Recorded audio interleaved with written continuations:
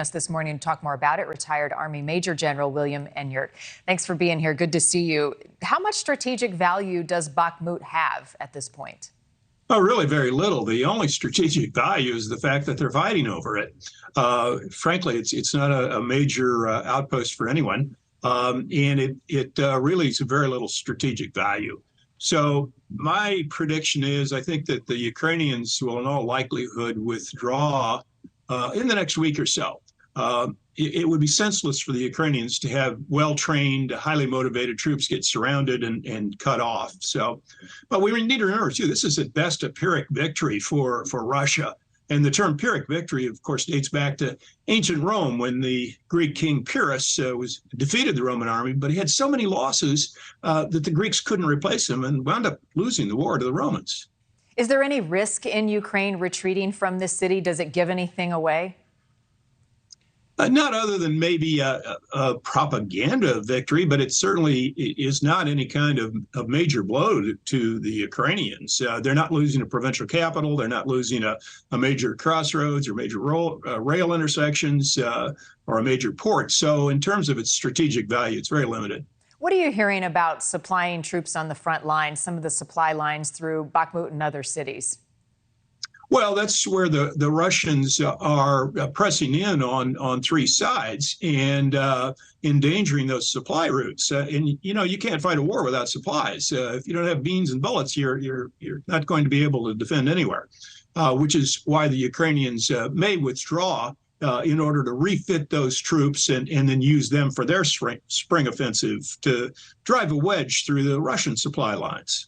The other thing we're hearing a lot about, certainly as of late, is the Wagner Group, this group of mercenaries that are fighting, made up of convicts. What more do we know about their capabilities and their ability to recruit?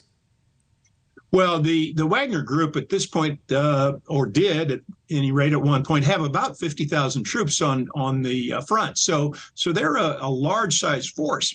But they've been cut off from their artillery support from the regular Russian army, as well as from the armor support.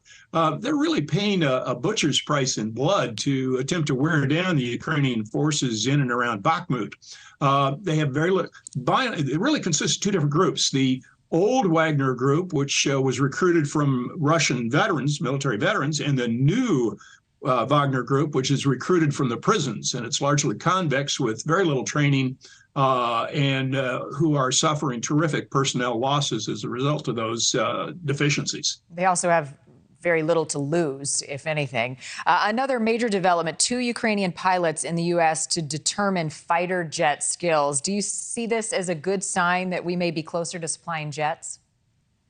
Well, it certainly looks like it, doesn't it? The only surprise to me is that it's taken this long for that to happen. Poland, Ukraine's immediate next-door neighbor to the west, is a NATO ally, and the Poles have been flying F-16s for a decade and a half now. It took them very little transition time to transition over to the F-16s. I think the Ukrainians will do likewise. I don't think it's going to take a lot of time to get those pilots trained up. The bigger problem for the F-16 would be training the maintainers, the folks who keep those sophisticated aircraft in the air. Frankly, in addition to the F-16s, I'd like to see the Ukrainians be equipped with A-10s. The F-16s would provide air superiority, and the A-10s would provide the ground attack capability that could just devastate Russian armor. Talk about what A-10s are. Tell me more about that. Well, A-10s are nicknamed the Warthog.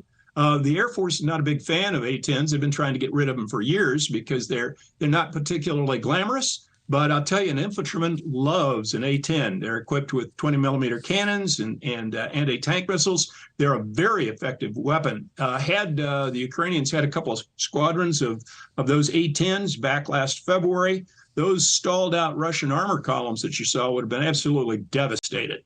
Thank you for watching. Go to NewsNationNow.com to find NewsNation on your television provider. And don't forget to click the red subscribe button below to get more of NewsNation's fact-driven, unbiased coverage.